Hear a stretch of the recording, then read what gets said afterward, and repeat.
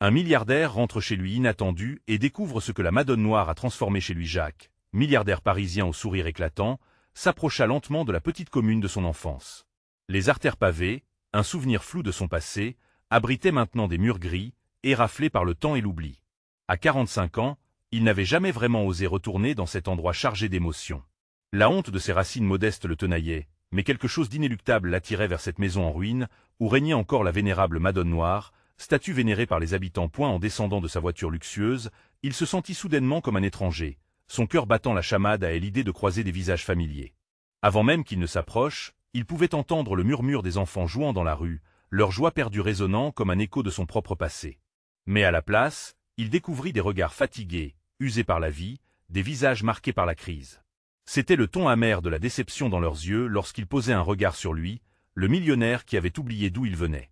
La Madone Noire, témoin silencieuse de tant d'histoires, se dressait là, forte et stoïque. Jacques se remémora les après-midi passés à rire avec ses amis, les rituels autour de la statue, des prières murmurées en espérant un avenir meilleur. Ses souvenirs déferlaient acérés comme une lame dans son cœur, alors qu'il arpentait les rues qu'il avait autrefois foulées avec insouciance. Chaque pas réactivait une nostalgie dévorante, mais aussi une honte qui se mêlait à une détermination flamme. Ce jour-là, submergé par l'émotion, il lui vint à l'idée de soutenir cette communauté qu'il avait tant aimée, d'apporter des projets, des investissements, des sourires. Mais son enthousiasme tomba vite face aux murmures sceptiques des habitants, qui voyaient en lui l'homme qui avait trahi ses racines. « Que attend-il vraiment » chuchota une voisine. Jacques, piqué au vif par ses regards méfiants, comprit que son argent ne serait pas suffisant. Il devait gagner leur confiance. Avant de continuer, je dois vous avertir de quelque chose d'important qui se passe.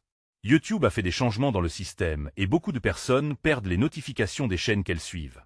Si vous aimez le contenu, cliquez sur la clochette et marquez « Toutes les notifications » pour ne pas rater les prochaines vidéos.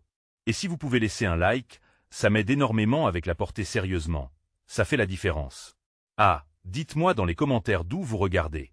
J'ai toujours la curiosité de savoir qui est de l'autre côté de l'écran. Maintenant continuons.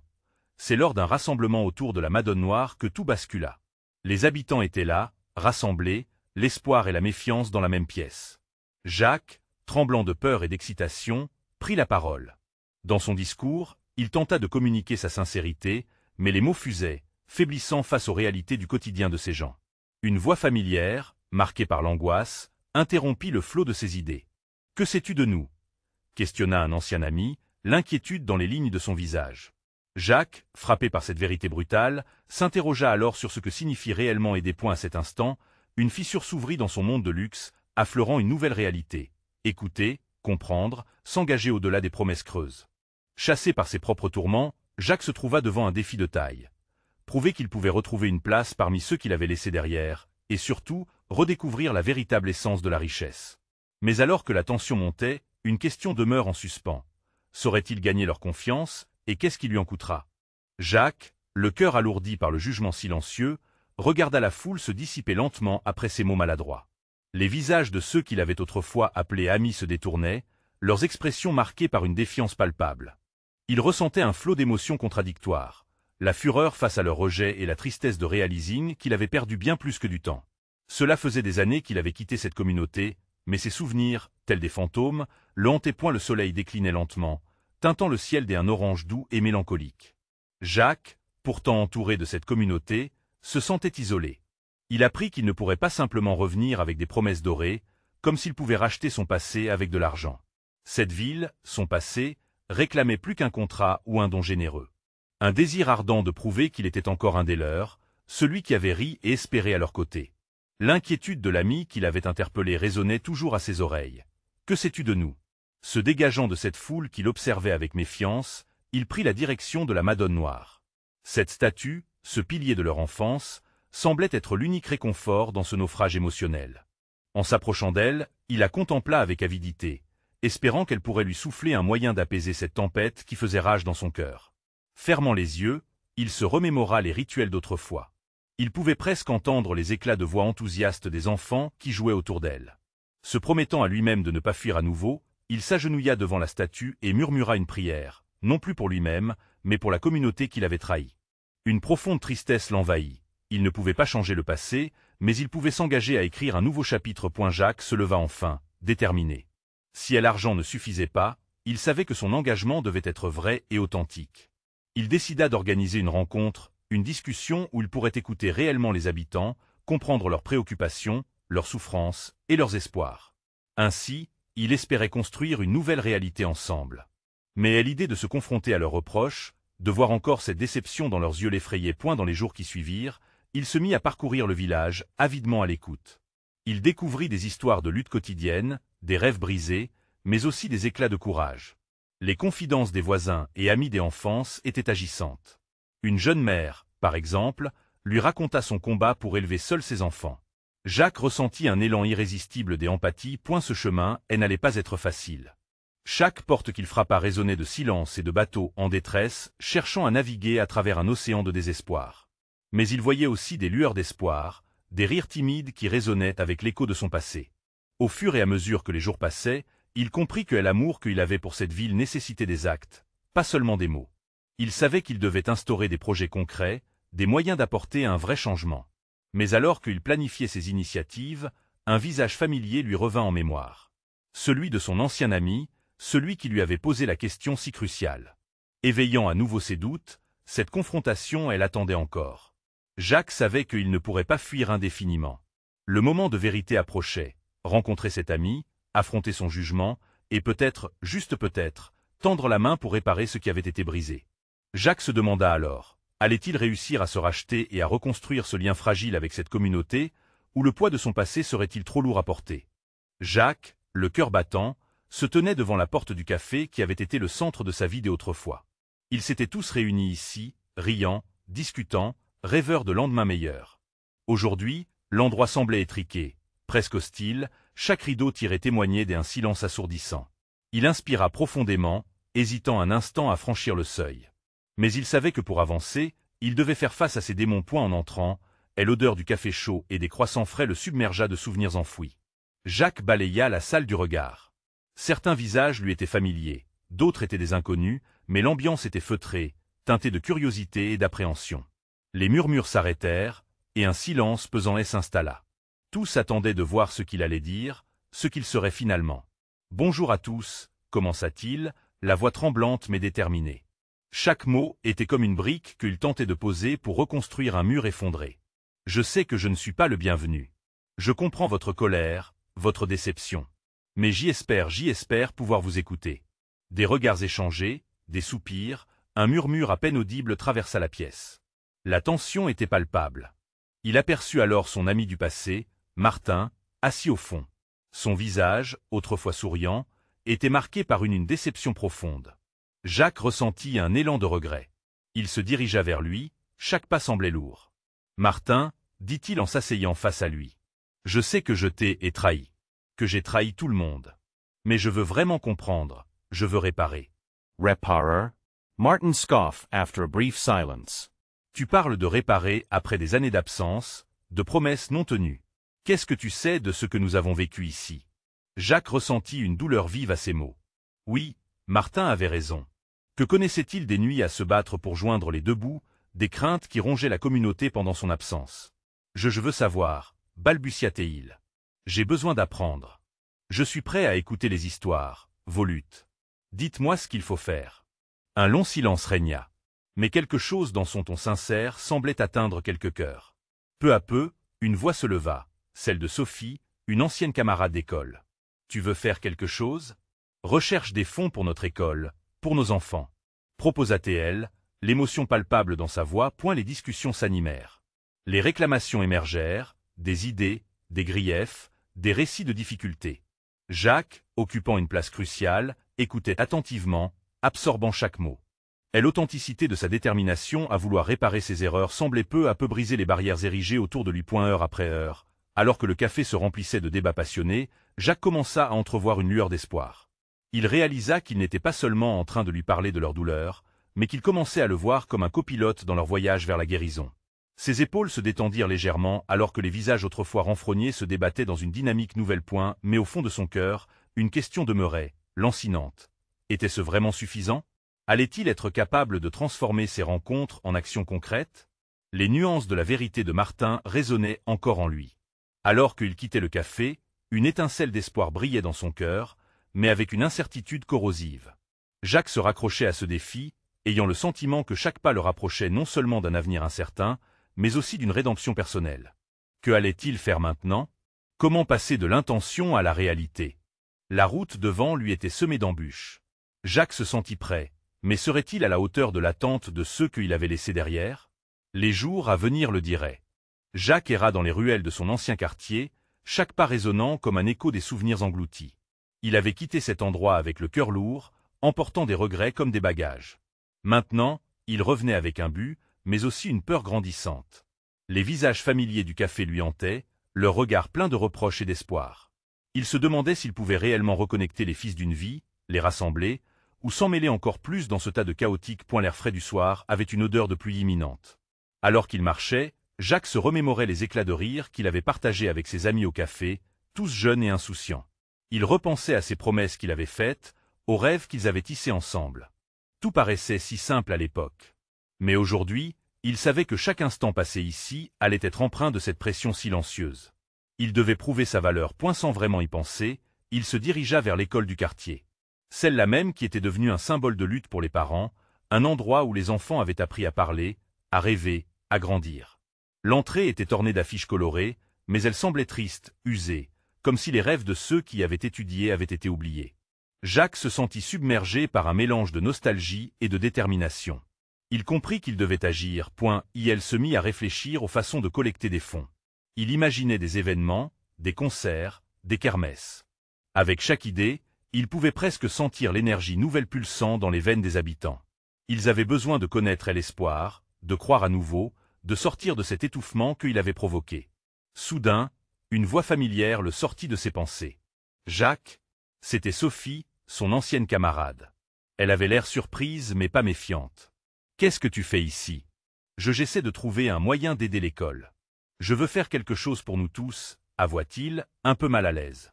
Jacques n'était pas habitué à montrer ses faiblesses, mais ce soir-là, il avait besoin de l'appui de ceux qu'il avait laissés derrière. « Je comprends, » répondit-elle doucement, ses yeux brillant d'un mélange de compréhension et de scepticisme. « Mais tu sais, ce ne sera pas facile. Tout le monde n'est pas prêt à te pardonner. » Jacques hocha la tête. « Je le sais, mais je suis prêt à tout faire. Je veux vraiment apprendre des erreurs que j'ai commises. » Sophie lui sourit, curieuse. « Qu'est-ce que tu penses organiser? » Les deux commencèrent à échanger des idées, construisant un plan ensemble. L'enthousiasme renaissait lentement dans le cœur de Jacques, alimenté par la passion de Sophie.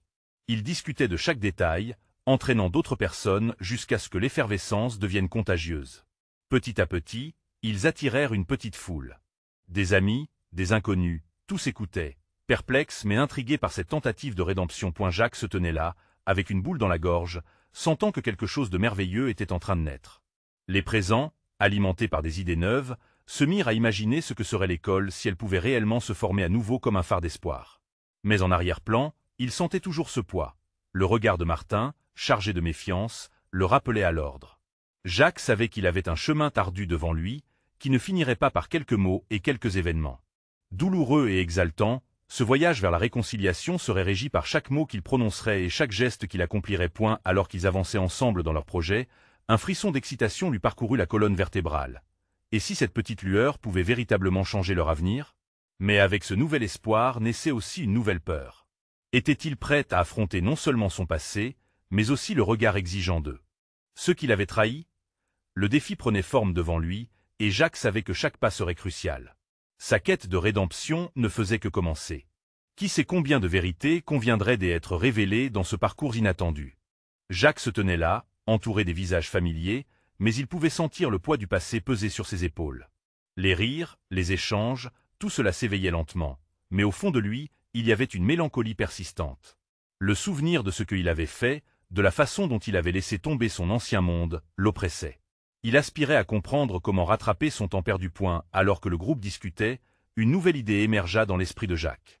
Pourquoi ne pas organiser une rencontre communautaire? Proposa-t-il, sa voix hésitante mais flottant avec une note d'espoir. Nous pourrions inviter tout le quartier, établir des liens à nouveau, partager nos visions pour l'avenir de l'école. Sophie, encouragée par l'idée, lui approuva d'un hochement de tête. Oui, une fête de quartier. Cela peut rassembler tout le monde. Les enfants pourraient s'impliquer, les parents aussi. L'énergie autour d'eux semblait vibrer comme une douce mélodie. Petit à petit, les autres commençaient à s'impliquer, chacun apportant des idées et des contributions. Jacques commença à se sentir transporté par cette dynamique, cette force collective. Il prenait des décisions, élaborait des chansons à chanter, des jeux à organiser, et la peur qui l'accompagnait commençait à se dissiper lentement. Cependant, alors qu'il s'émerveillait de cette solidarité trouvée, la silhouette de Martin apparut à l'horizon, figée, les bras croisés. Leurs regards se croisèrent, et tout le bonheur qui l'entourait sembla s'effondrer. Jacques se figea, un frisson d'angoisse plongeant dans son cœur. Que pensait Martin de tout cela? Peut-être que l'initiative qu'il essayait de bâtir n'aurait pas l'effet escompté, pas avec le poids d'une vieille trahison pesant encore sur leurs épaules.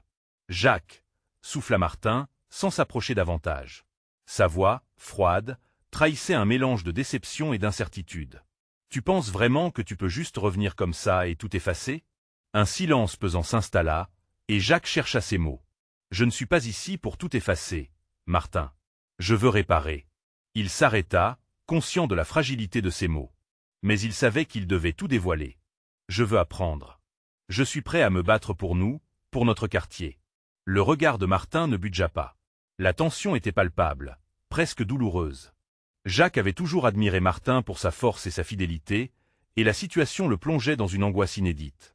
Les regards des autres se tournaient alternativement entre lui et Martin, créant une atmosphère chargée d'attente. On a tous souffert à cause de tes choix, Jacques. Ce n'est pas si simple, répondit Martin, ses mots tranchants comme une lame.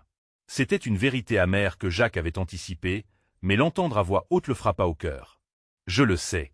C'est pourquoi je veux me battre. Je ne te demande pas de me pardonner, mais de me laisser l'opportunité de prouver que je peux changer. Que nous pouvons changer ensemble.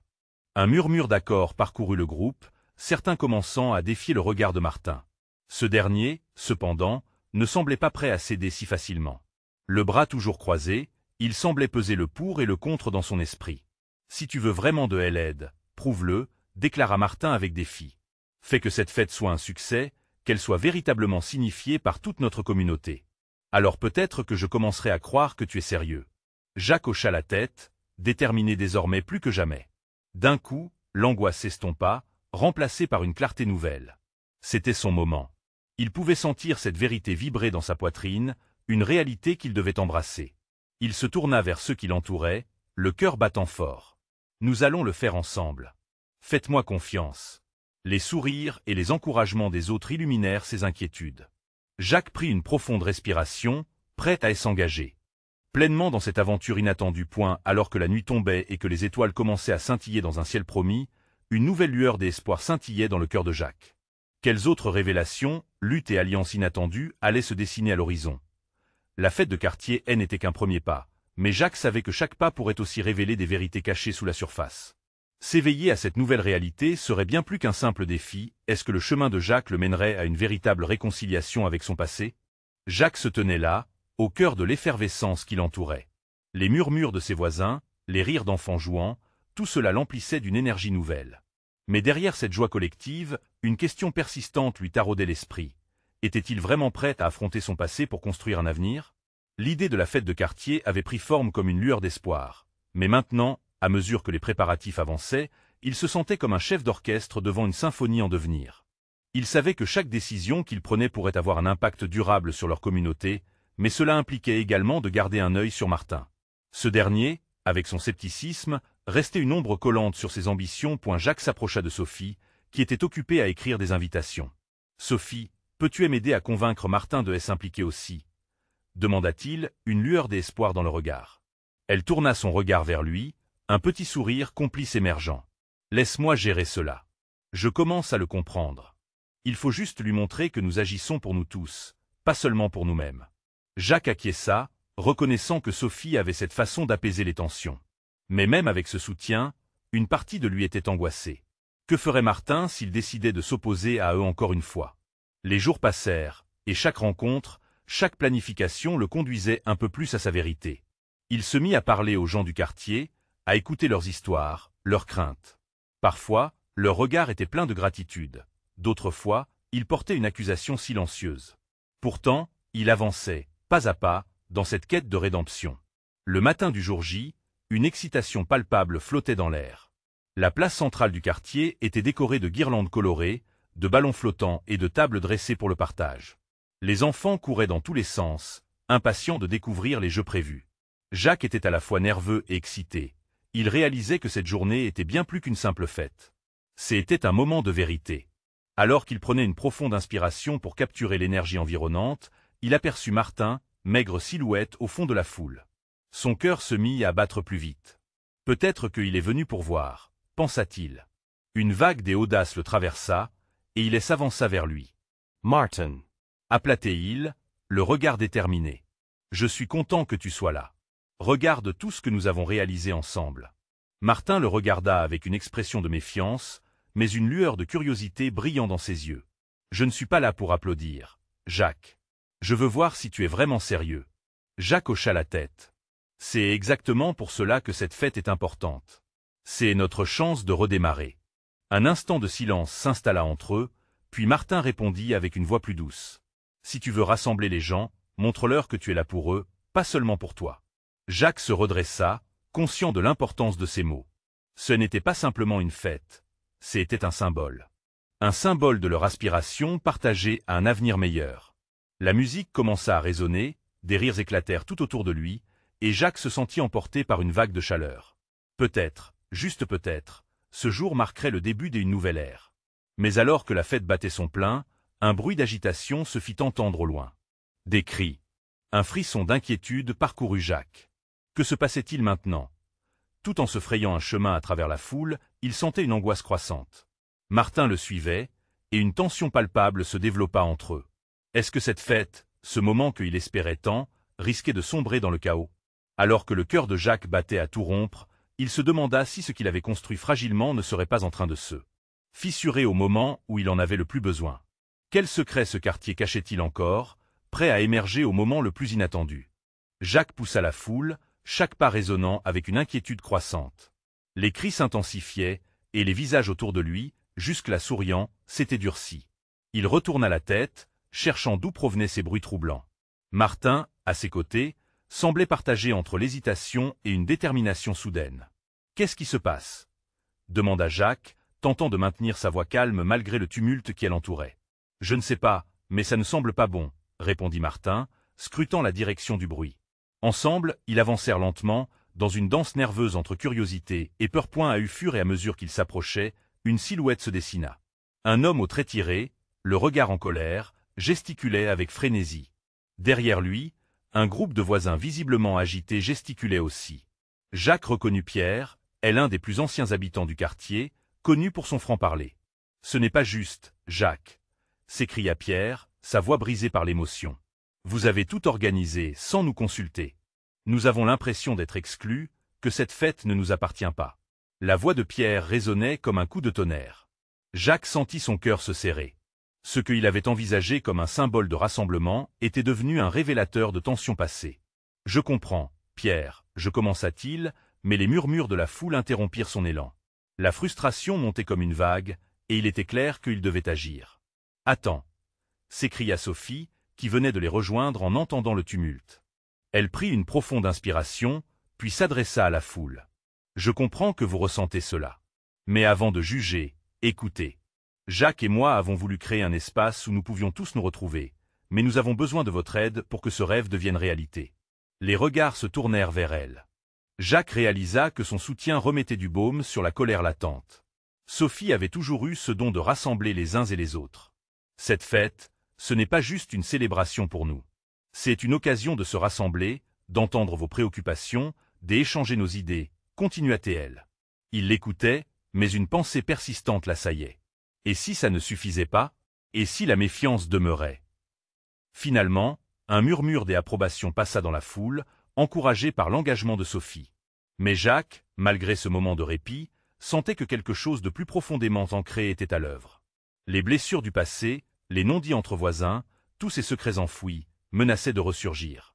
Il se tourna vers Martin, qui le fixait intensément. « Qu'en penses-tu » lui demanda-t-il, cherchant son approbation. Martin ne répondit pas tout de suite. « Je pense, dit-il lentement, que tant que nous ne ferons pas face à ce qui nous divise, cette fête ne sera qu'un bandage sur une plaie béante. » Jacques acquiesça, réalisant que le défi de ce jour N était peut-être pas seulement d'organiser un événement, mais de commencer une véritable conversation. Une conversation sur leur passé collectif, sur leur avenir, Et sur le rôle qu'ils souhaitaient tous jouer alors que la musique jouait encore en fond, il décida de prendre les rênes. Écoutez, chacun ici a sa voix. Je propose que nous prenions un moment pour nous asseoir ensemble, discuter de nos préoccupations, et voir comment avancer ensemble. Que diriez-vous? La réaction fut instantanée. Un mélange de murmures, des hésitations, mais aussi d'approbation tentative. Cela suffisait-il à rassembler les esprits? L'enjeu était plus gros que lui. Jacques ressentait un frisson d'espoir. Peut-être que les fissures pouvaient se réparer, mais alors qu'il se laissait emporter par cette nouvelle vague de détermination, un bruit soudain attira à nouveau son attention. Une voix plus forte que les autres, clamant des accusations. La tension était à son comble, et Jacques comprit immédiatement que ceux qu'il avait tenté d'atténuer étaient sur le point de dépasser son contrôle. « Vous n'avez pas le droit de nous ignorer encore une fois. » s'écria une voix familière, celle de Camille, une voisine qu'il avait toujours admirée. « Si nous voulons avancer, il faut d'abord que nous nous expliquions. » Le cœur de Jacques se serra à cette intervention. Tout ce qu'il avait construit, tout ce qu'il avait espéré pour ce jour, menaçait de s'effondrer à nouveau. Mais dans ce chaos, une pensée fraîche, presque audacieuse, traversa son esprit. « Très bien, Camille. Disons-nous tout. Quelles sont vos véritables préoccupations ?» Alors que la conversation s'enflammait autour de lui, Jacques choisit d'écouter. Peut-être que la clé de leur avenir reposait sur ces non-dits. Et au fond de lui, il se demanda si la Madone Noire, cette légende du quartier dont tout le monde parlait, elle n'avait pas un rôle à jouer dans la réconciliation de tous. Que allait-elle encore révéler, alors que la fête, loin d'être une simple célébration, devenait le champ de bataille de leur histoire commune, pleine de promesses et de douleurs? Jacques fixa Camille, la tension palpable, les cœurs en émoi. L'assemblée, d'abord rassemblée dans un élan de fête, était maintenant devenue un amphithéâtre de vérités non dites, où chaque regard, chaque murmure, ressonnait comme une litanie de douleurs passées. Le souffle coupé, il savait qu'il devait naviguer cette tempête avec prudence. « Je ne peux pas vous ignorer, c'est juste impossible après tout ce qui s'est dit, » commença-t-il, le ton tremblant légèrement. Les visages autour de lui étaient marqués par l'angoisse, la frustration et, surtout, l'envie de se faire entendre. « Nous nous sommes battus pour notre quartier, pour notre identité. » Poursuivit Camille. Nous avons le droit d'être consultés, d'être intégrés. Cette fête est censée nous unir, mais aujourd'hui, elle met en lumière les fissures de notre communauté. Oui, s'écria Pierre, soutenant le propos. Nous avons l'impression d'être écartés, comme des fantômes dans notre propre quartier. C'est cela qui nous blesse le plus. Jacques écoutait. Il réalisait à quel point l'exclusion pouvait être pesante, et combien le désir de chacun de se faire entendre était immense.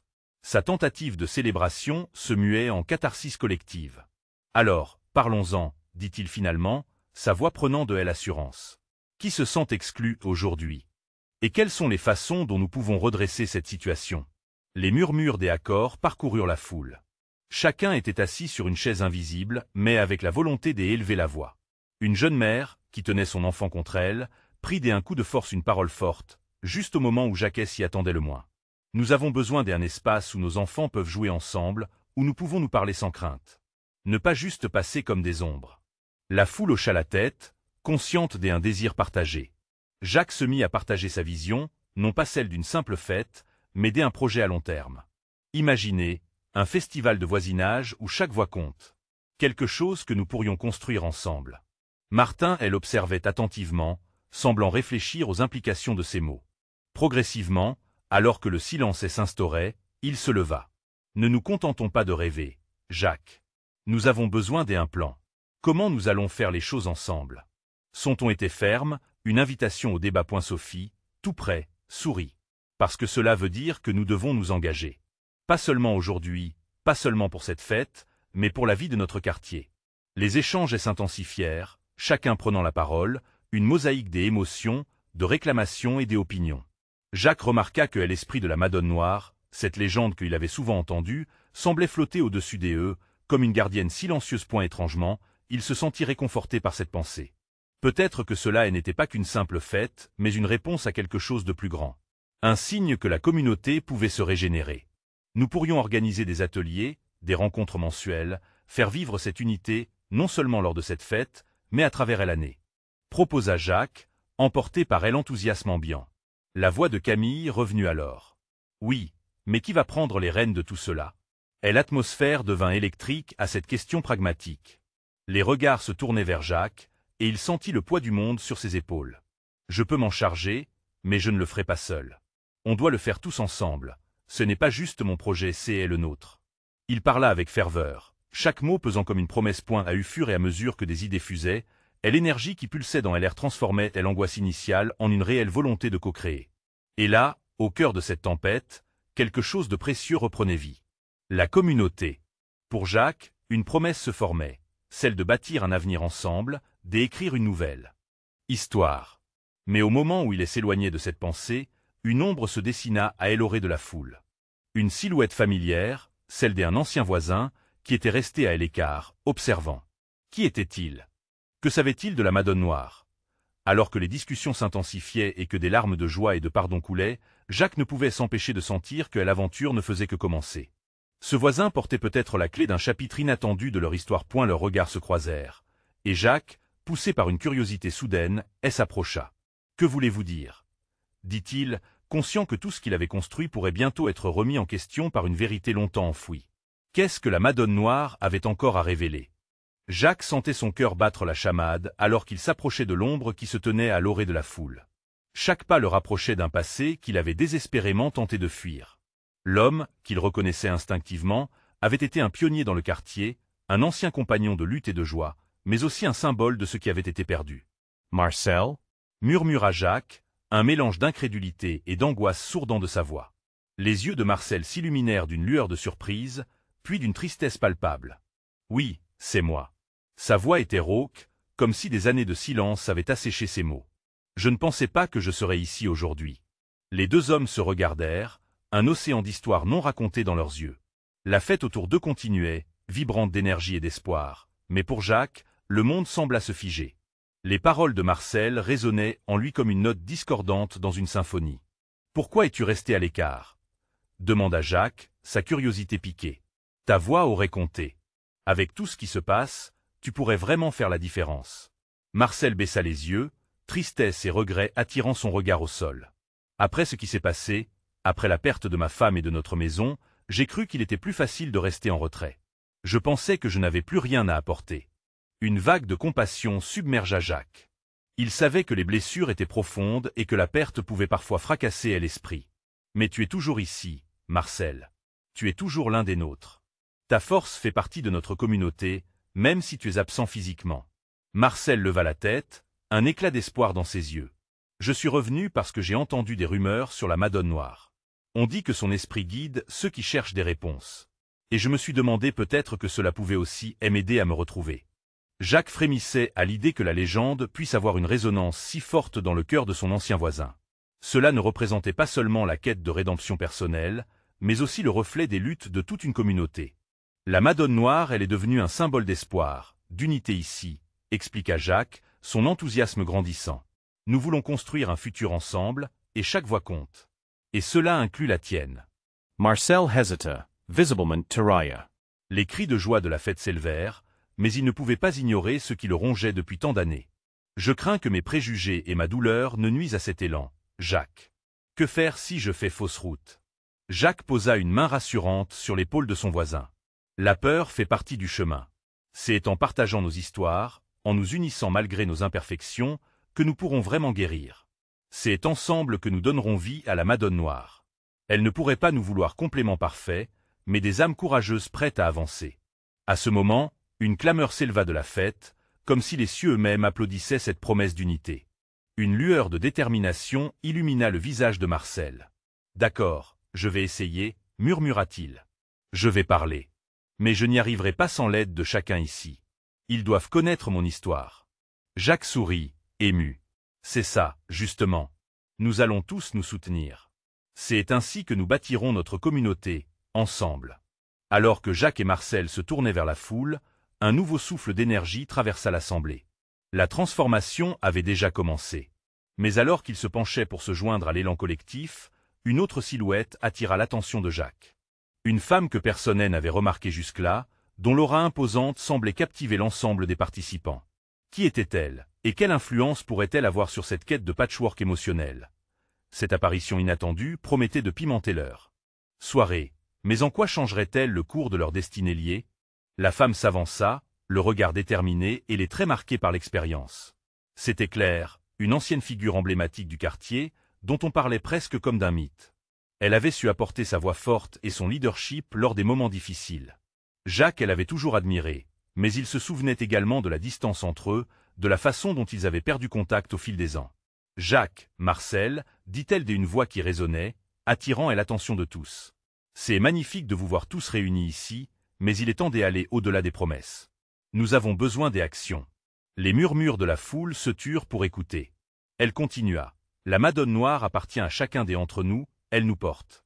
Mais si nous voulons vraiment honorer cette statue, nous devons nous unir contre ceux qui nous divisent. » Les mots de Claire étaient un appel à l'action, une mise en lumière des blessures invisibles qui tourmentaient leur communauté.